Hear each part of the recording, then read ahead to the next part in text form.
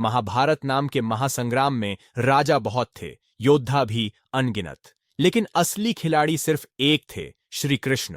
वो जो खुद कभी युद्ध में धनुष न उठाए, लेकिन जिनकी चाल से तीर अपने लक्ष्य तक पहुंचता था। वो जो भगवान थे, लेकिन सबसे बड़े राजनीतिज्ञ भी। वो जो करुणा का अवतार थे, लेकिन अगर समय मांगता तो चालबाजी में भी कोई सानी नहीं था। आज हम बात करने जा रहे हैं उस कृष्ण की, जिसके हर शब्द के पीछे एक रणनीति थी और हर मुस्कान के पीछे एक plan. Krishna the manipulator of धर्म युद्ध। ये सिर्फ युद्ध की कहानी नहीं है, ये उस बुद्धि की कहानी है जो धर्म की आड़ में अधर्म को हराना जानती थी। कभी कभी युद्ध शुरू होने से पहले ही उसका अंत तय हो जाता है, और अगर उस युद्ध का सूत्रधार श्री कृष्ण हो तो फिर हर मोहरा पहले से ही अपनी जगह पर खड़ा होता है, चाहे उसे पता हो या ना हो। महाभारत के महायुद्ध से कई साल पहले एक रात ऐसी थी जो इतिहास के पन्नों में दर्ज नहीं, लेकिन भविष्य को आकार देने वाली थी। एक रात जब कृष्ण ने द्रौपदी को सब बता दिया था जो आने वाला था। उस रात ना कोई सभा थी, ना कोई भीड़, सिर्फ दो आत्माएं थीं। एक जो अपमान की आग में जल रही थी और दूसरा जो पूरे युग का रचयिता था।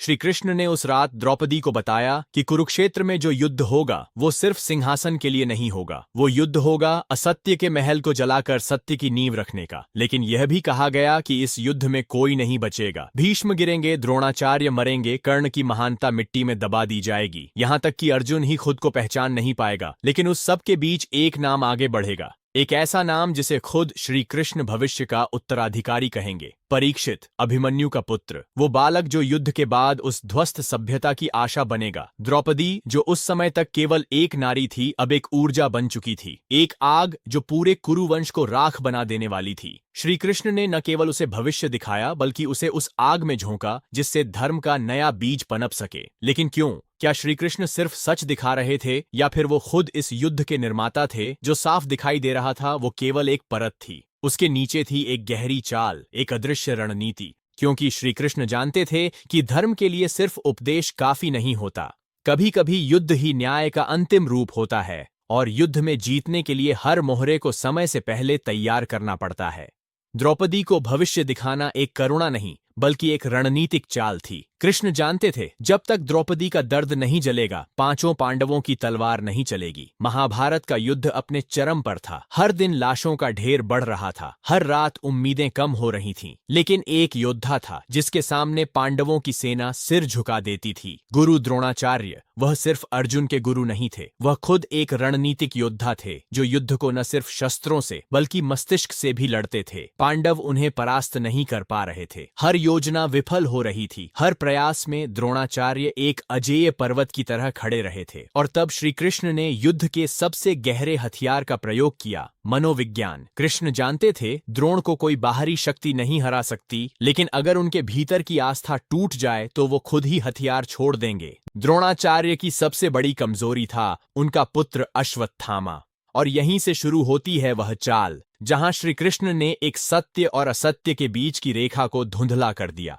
उन्होंने भीम को आदेश दिया कि वो हाथी को मारे, जिसका नाम भी अश्वत्थामा था, और फिर युधिष्ठिर से कहलवाया कि अश्वत्थामा मारा गया, लेकिन अंतिम शब्दों को धीमा करवा दिया, हाथी। द्रोणाचार्य टूट गए। सत्य प्रिय गुरु जिसने पूरा जीवन धर्म को सिखाया था, अब उसी धर्म के शब्दों से विनाश का शिकार हो गया। उन्होंने अपने अस्त्र त्याग दिए, ध्यानस्थ हुए, और तभी धृष्टद्युम्न ने उनका अंत कर दिया। अब सवाल ये नहीं कि झूठ बोला गया या नहीं, सवाल ये है कि क्या धर्म की रक्षा के लिए अधर्म की राह अपनाई जा सकती है? श्री कृष्ण का जवाब स्पष्ट था, अगर परिणाम धर्म है तो साधन कभी कभी अराजक भी हो सकते हैं। यह घटना सिर्फ एक गुरु की मृत्यु नहीं थी, यह एक रणनीति थी जहां एक अपराजेय योद्धा को बिना अस्त्र उठाए हराया गया। हर मुश्किल को बाहरी ताकत से नहीं, दिमाग से हराओ। जैसे द्रोणाचार्य को हथियार से नहीं हराया गया, वैसे ही जिंदगी की बड़ी समस्याएं केवल जोर से नहीं, सोच से हल होगा। लाइफ में चाहे नेगोशिएशन हो, लीडरशिप हो या कॉन्फ्लिक्ट, सामने वाले की कमजोर नर्व पकड़ पाओ तो बात आपकी बनेगी। अगर सामने वाला नियम तोड़कर जीत रहा है तो चुप रहकर हार मत मानो, नियमों को मोड़कर जीत का रास्ता निकालो। श्री कृष्ण ने धर्म की रक्षा के लिए अधर्म का सहारा लिया, लेकिन लक्ष्य शुद्ध था। अगर आपने अपने इमोशंस को कंट्रोल नहीं किया तो बड़े से बड़ा टैलेंट भी हार सकता है। कुरुक्षेत्र का युद्ध अब अंतिम मोड़ पर था। दुर्योधन अकेला रह गया था, लेकिन उसके भीतर हार मानने की कोई भावना नहीं थी। वह जानता था अगर उसकी देह अजय बन जाए तो वो अकेले ही पांडवों को मिटा सकता है। और फिर वो पहुंचा अपनी माँ गांधारी के पास। गांधारी जिसने पूरे जीवन अपनी आंखों पर पट्टी बांध रखी थी, लेकिन आज अपने पुत्र की रक्षा के लिए वो अपनी आंखें खोलने को तैयार थी। उसने दुर्योधन से कहा कि तू नग्न होकर मेरे सामने आ, मैं अपनी आंखों से तुझे देखूंगी। मेरी तपस्या की शक्ति से तेरा शरीर लोहे सा अजेय हो जाएगा।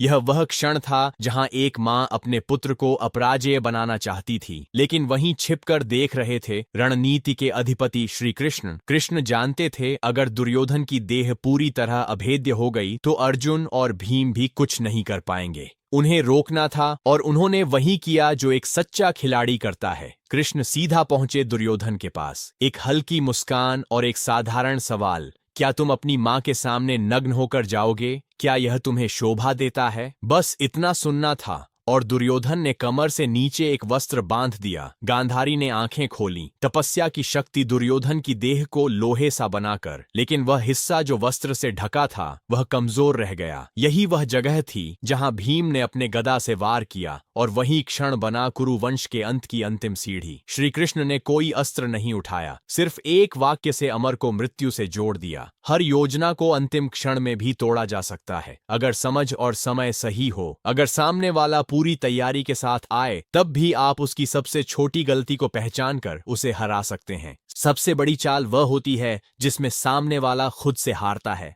महाभारत की रातों में एक रात ऐसी आई जिसने युद्ध की दिशा तो बदली ही, साथ ही श्री कृष्ण के सबसे क्रूर निर्णयों में से एक को जन्म दिया। यह कहानी है कर्ण की उस शक्ति की जिसे वो केवल एक बार प्रयोग कर सकता था। नागास्त्र, और उस अस्त्र का लक्ष्य था अर्जुन। कर्ण वो योद्धा था जिसे हर हाल में युद्ध में इस्तेमाल करना था, लेकिन श्री कृष्ण जानते थे अगर नागास्त्र अर्जुन पर चला तो इस युद्ध का अंत अगले ही क्षण हो जाएगा। उन्हें समय चाहिए था कर्ण को खाली करने के लिए, और इसके लिए उन्हें चाहिए था एक ऐसा योद्धा जो अर्जुन जैसा शक्तिशाली हो, दुश्मन के लिए खतरा हो और त्याग के लिए तैयार भी हो। और यही कारण बना घटोत्कच के बलिदान का। घटोत्कच भीम का पुत्र, राक्षस योद्धा जिसकी शक्तियां रात में दोगुनी हो जाती थीं, जिसके सामने कौरवों की सेना टूटने लगी। घटोत्कच ने रणभूमि में ऐसा उत्पात मचाया कि कर्ण को लगा अगर अब भी वो नागास्त्र नहीं चलाएगा तो पूरी सेना कुचली जाएगी। और तब उसने वो एकमात्र ब्रह्मास्त्र समान अस्त्र जिसे वो अर्जुन के लिए बचा कर रखा था, घटोत्कच पर चला दिया। घटोत्कच गिरा, महायोद्धा बलिदान हुआ, लेकिन अर्जुन बच गया। वह क्षण जब घटोत्कच मरण संहार न था। कृष्ण मुस्कुराए। वह मुस्कुराहट किसी हृदयहीन व्यक्ति की नहीं थी, बल्कि एक ऐसे रणनीतिकार की थी जिसने युद्ध में समय खरीद लिया था। अर्जुन को कुछ भी पता नहीं चला। भीम के भीतर आंचें चलीं, लेकिन श्री कृष्ण शांत रहे। एक पुत्र की मृत्यु, एक योद्धा की हानि, लेकिन एक युद्ध की दिशा मोड़ दी गई। कभी कभी जीत के लिए बलिदान जरूरी होता है, और बलिदान भावनाओं से नहीं, निर्णय से होता है। जिंदगी में अगर आप हर रिश्ते, हर भावना को पकड़े रहेंगे तो आगे नहीं बढ़ पाएंगे। कभी कभी जो सबसे प्रिय हो उसे छोड़ना ही सबसे सही होता है। कृष्ण ने घटोत्कच की बलि देकर वक्त अर्जुन को दिया। यह सिखाता है कि अगर सही समय आपके पास है तो जीत आपकी है। महाभारत का युद्ध समाप्त हो चुका था। धर्म की विजय हुई थी, लेकिन हृदयों में कोई शांति नहीं थी। ढोल से ढकी पवित्र भूमि पर जहां कभी राजसी महलों की कल्पना की जाती थी, वहां अब सिर्फ चिता की राख थी। पर एक योद्धा बचा था जिसकी आत्मा अभी तक हार नहीं मानी थी, जिसकी आंखों में अब सिर्फ एक आग थी, प्रतिशोध। गुरु द्रोणाचार्य का पुत्र अश्वत्थामा, जिस पिता को छल से हरवाया गया, जिस युद्ध में उसका गौरव मिटा दिया गया, उसी युद्ध के अंत में अश्वत्थामा मनुष्य नहीं, ज्वालामुखी बन चुका था। और फिर अश्वत्थामा ने किया वो जिसे केवल अधर्म कहा जा सकता है। रात के अंधेरे में वो पांडवों के शिविर में घुसा और 5 उत्तरा पुत्रों की सोते हुए हत्या कर दी, उन्हें अर्जुन के पुत्र समझकर या शायद जानबूझकर, ताकि पांडव कभी पिता के रूप में न जी सके।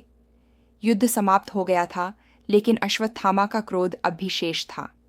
वह जानता था कि पांडवों की विरासत अब एक अजन्मे शिशु में सिमटी है, अभिमन्यु के पुत्र में, परीक्षित में, जो अभी उत्तरा के गर्भ में था।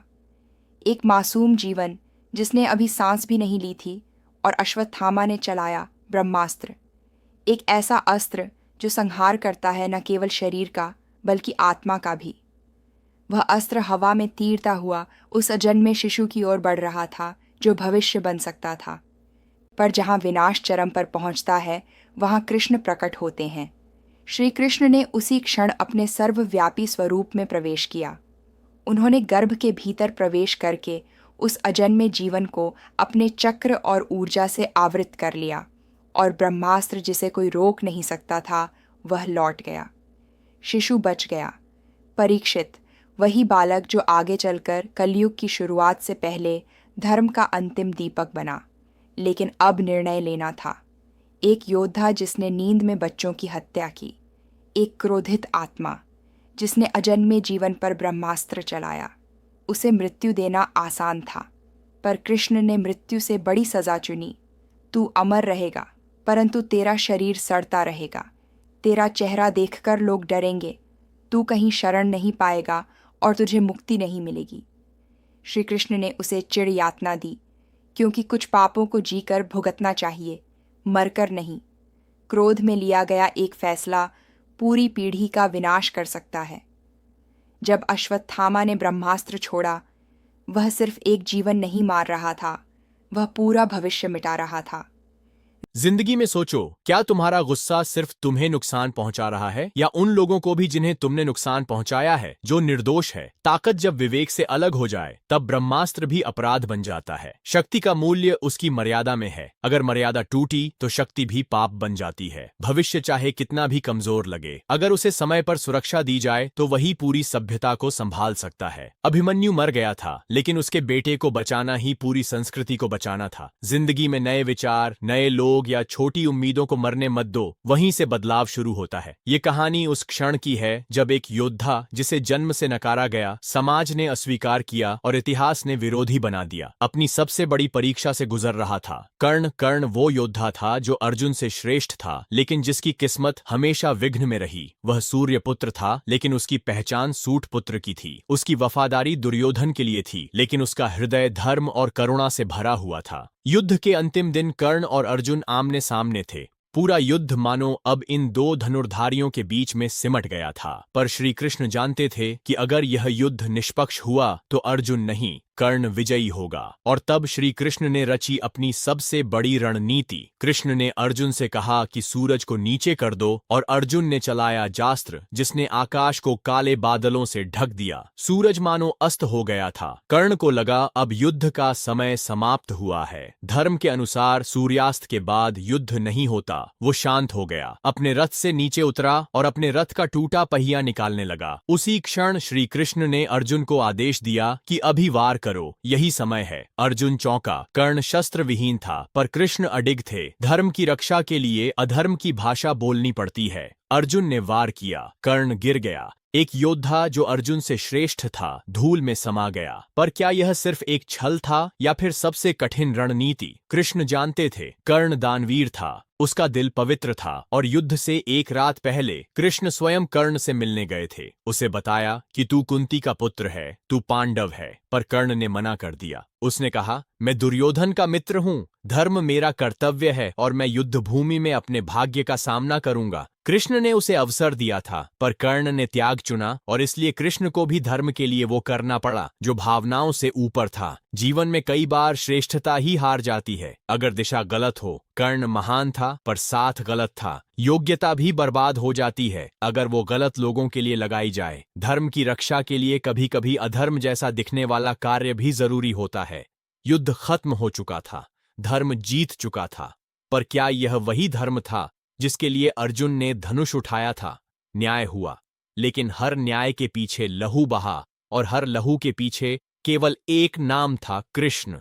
वह जिन्होंने युद्ध नहीं लड़ा पर सबको चलाया, वह जिनके हाथ में शंख था पर हर हथियार उन्हीं के इशारे पर चला। भीष्म गिरे क्योंकि कृष्ण ने समय चुना, द्रोण हारे क्योंकि कृष्ण ने शब्द चुने, कर्ण मरा क्योंकि कृष्ण ने सूरज छुपा दिया, और अश्वत्थामा श्रापित हुआ क्योंकि कृष्ण ने भविष्य देख लिया था। और अंत में जब सब जीत कर लौटे तो उनके पीछे सिर्फ राख थी। कृष्ण मुस्कुराए क्योंकि धर्म की विजय हो चुकी थी। पर सब कुछ खोकर धर्म का रक्षक वही बन सकता है जो अधर्म को भी अपना शस्त्र बना सके, और श्री कृष्ण ने यही किया। और अब सवाल तुम्हारे सामने है, क्या तुम युद्ध जीतना चाहते हो या युद्ध रचने की क्षमता? यही है श्री कृष्ण की मैनिपुलेशन स्ट्रैटेजी, जहां हर चाल धर्म के लिए थी, पर चाल हमेशा इंसानों की सोच से आगे थी, क्योंकि जो चाल दिखाई दे वो कृष्ण की चाल नहीं होती।